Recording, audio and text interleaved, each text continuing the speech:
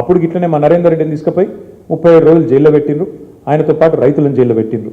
తర్వాత విద్యుత్ కుంభకోణం, కాళేశ్వరం కమిషను, ఫోన్ ట్యాపింగ్, గొర్రెల సాము, ఫార్ములా ఈ, మన్ను మశానం అని ఫోన్ ట్యాప్, మొత్తానికి 2 years టైంపాస్ వ్యవహారం తప్ప ఒక్కటంటే ఒక్కటి ఈరోజు వరకు రుజువు చేసింది లేదు, పీకింది లేదు. అయినా ఇంకోటి వీళ్ళు మర్చిపోతున్నారు. హరీష్ రావు గారు అంటే ఎవరు? హరీష్ రావు గారు మీ మొత్తం క్యాబినెట్నే అసెంబ్లీలోనే ఫుట్బాల్ ఆడుకున్నాడు కదా. మీకు సబ్జెక్ట్ రాదు, మీకు తెలియదు, పీకది. ఆయనతోనే అసెంబ్లీలోనే అందరి ముంగటిని తిట్లు పడ్డారు మీరు. 8 మంది మంత్రులు దెబ్బలు పడ్డారు మీరు. అట్లాంటి ఆయన ఇవ్వాలన్నట 5-6 పోలీసు అధికారుల మీద కూర్చోబెడితే ఏం ఫరక పడుతుంది?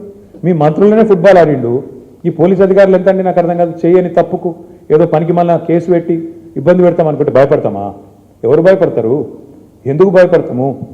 అయినా సాక్షాత్తు సుప్రీంకోర్టు చెప్పింది కదా, ఫోన్ ట్యాపింగ్ కేసులో పసలేదు, ఏదో పనికిమాలిన కేసుని కొట్టేస్తే సిగ్గులేదా రేవంత్ రెడ్డి? బుద్ధి జ్ఞానం ఉందా అసలు నీకు? ఇట్లా చేయొచ్చునా? ప్రభుత్వం నడపవయ్యా అంటే నీకు ఏమి చెప్పొచ్చినావు అధికారంలోకి? నువ్వు 6 గ్యారంటీలు అంటివి, తులం బంగారం ఇస్తా అంటివి, 4,000 పెన్షన్లు ఇస్తా అంటివి, మహిళలకు 2,500 అంటివి, 26 నెలలు అయిపోయాయి. అది చెప్పే ముఖం లేదు, అది చెప్పే తెలివి లేదు. అందుకే కవర్ ఏం చేయాలి? ఇక ఇట్లనే మీడియాను మేనేజ్ చేసుకోవాలి, మీడియా వాళ్ళు ఇళ్ళకు న్యూ ఇయర్స్కు కాలు మొక్కాలి, వాళ్ళను ప్రసన్నం చేసుకోవాలి, అడ్డమైన రాతలు వాళ్ళతో రాయించుకోవాలి. ఇక ఇది నీ చిల్లర బుద్ధి, ఇది నీ లేకి బుద్ధి, ఇది రేవంత్ రెడ్డి యొక్క చిల్లర వ్యవహారం. వీళ్ళకు రాజ్యాంగం మీదనే కాదు, స్పీకర్ గారిని చూసినాం మనం, రాజ్యాంగం మీదనే కాదు, వీళ్ళకు సుప్రీంకోర్టు మీద కూడా గౌరవం లేదు సన్నాసులకు. ఇది వాస్తవం. అందుకే ఇవాళ సుప్రీంకోర్టు ఫోన్ ట్యాపింగ్ జరగలేదురా అని చెప్తే కొట్టేస్తే హరీష్ రావు గారి మీద కేసు, అయినా నోటీసులు ఇచ్చినారంటే వీళ్ళకి ఎంత తెలివి ఉంది, వీళ్ళు ఎంత తెలివైన వాళ్ళు దీంతోనే చెప్పొచ్చు. ఇంకొక మాట కూడా నేను చెప్తా ఉన్నా ఇవాళ రేవంత్ రెడ్డికి, ఇంకో 1000 సీట్లు వేసుకో, ఏం చేసుకుంటావో చేసుకో, మా నాయకులందరికీ నోటీసులు ఇచ్చుకో, ఏమన్నా చేసుకో, భయపడవు. బీఆర్ఎస్ తెలంగాణ ప్రజల గుండె చప్పుడు, తెలంగాణ ప్రజల గొంతు బీఆర్ఎస్, తెలంగాణ ప్రజల బలం, గలం, తెలంగాణ దళం, కేసీఆర్ బృందం బీఆర్ఎస్. మేము ఎవరికి భయపడం, బరాబర్ కొట్లాడతాం. నీ కాంగ్రెస్ పార్టీని, నీ ప్రభుత్వాన్ని అంతు చూసేదాకా ప్రజల తరపున నిలదీస్తూనే ఉంటాం. నువ్వు ఎన్ని విచారణలనే చేసుకో, ఎన్ని రకాలుగా మా వాళ్ళని వేధిస్తున్నావు, ఈ వేదిక మీద కూర్చున్న వాళ్ళందరికీ తెలుసు. అందరికీ ఏదో రకంగా వేధింపులు, రకరకాలుగా చిల్లర పనులు చేస్తూనే ఉన్నారు. ఇంకా ఇప్పుడు ఈ అందానికి ఇప్పుడే చూసిన ఇక్కడికి వచ్చేటప్పుడు కేసీఆర్ గారికి నోటీస్ ఇస్తారట, ఏది ఈ లొటపీస్ కేసులో. ఇచ్చుకో, ఏం చేసుకుంటావో చేసుకో, ఏం భయపడం. ఏం చేసుకుంటావో, ఎన్ని అడ్డమైన స్టోరీలు నడిపించుకుంటావో, ఎన్ని కథనాలు వడ్డించి వారుస్తావో వార్చు, ఏం భయపడం. అన్నీ ఎదుర్కొంటాం. దేశంలో ఇంకా న్యాయం, ధర్మం ఉంది, న్యాయస్థానాలు ఉన్నాయి, వాటి మీద మాకు గౌరవం ఉంది.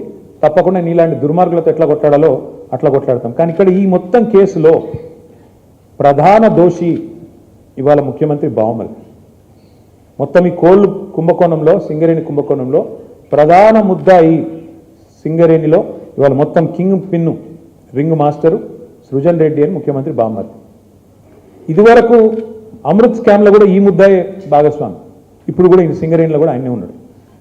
నేను సూటిగా కిషన్ రెడ్డి గారిని, భారతీయ జనతా పార్టీని అడుగుతా ఉన్నాను, మీకు నిజంగానే ఈ పాపంలో, ఈ దొంగతనంలో మీకు వాటా లేకపోతే, ఈ దొంగతనంలో మీరు భాగస్వాములు కాకపోతే మీరెందుకు స్పందిస్తలేరు? సింగరేణి అంటేనే ప్రభుత్వ రంగ సంస్థ, 51% రాష్ట్ర ప్రభుత్వానిది, 49% కేంద్ర ప్రభుత్వాన్ని వాటా. మరి మీకు ఇలా వాటా లేదా? మీరు ఏ రకంగా ఇట్లా ఓపెన్గా మొత్తం భారతదేశంలో ఎక్కడన్నా ఎక్సెస్ టెండర్లు అవుతున్నాయండి? కోల్ బ్లాక్స్లో ఎక్కడన్నా, కోల్ ఇండియా ఆధ్వర్యంలో జరుగుతున్న ఎక్కడన్నా టెండర్లలో 7%, 12% ఎక్సెస్ పోతున్నాయా? మరి ఎక్కడ లేని సింగరేణిలో పోతున్నాయి అంటే, ఎక్కడ లేని సర్టిఫికేట్, విజిట్ సైటేషన్ సర్టిఫికేట్ అనేది సింగరేణిలో పెట్టిరంటే, ఇవన్నీ చూస్తూ కూడా coal minister, central cabinet minister Kishan Reddy గారు నిర్లిప్తంగా ఉన్నారు, మౌనంగా ఉన్నారంటే ఏమనుకోవాలి మేము? ఈయనకు కూడా ఇలా వాటాలు ముడుతున్నాయనా, ఇద్దరు కలిసి పంచుకుంటున్నారనా, ఏమనుకోవాలి? అందుకే మేము డిమాండ్ చేస్తూ ఉన్నాం, సిట్టింగ్ సుప్రీంకోర్టు జడ్జితో కానీ, సిట్టింగ్ హైకోర్టు జడ్జితో కానీ వెంటనే ఒక కమిషన్ వేయండి, విచారణకు ఆదేశించండి అని చెప్పి coal minister, cabinet minister Kishan Reddy గారిని మేము డిమాండ్ చేస్తూ ఉన్నాం.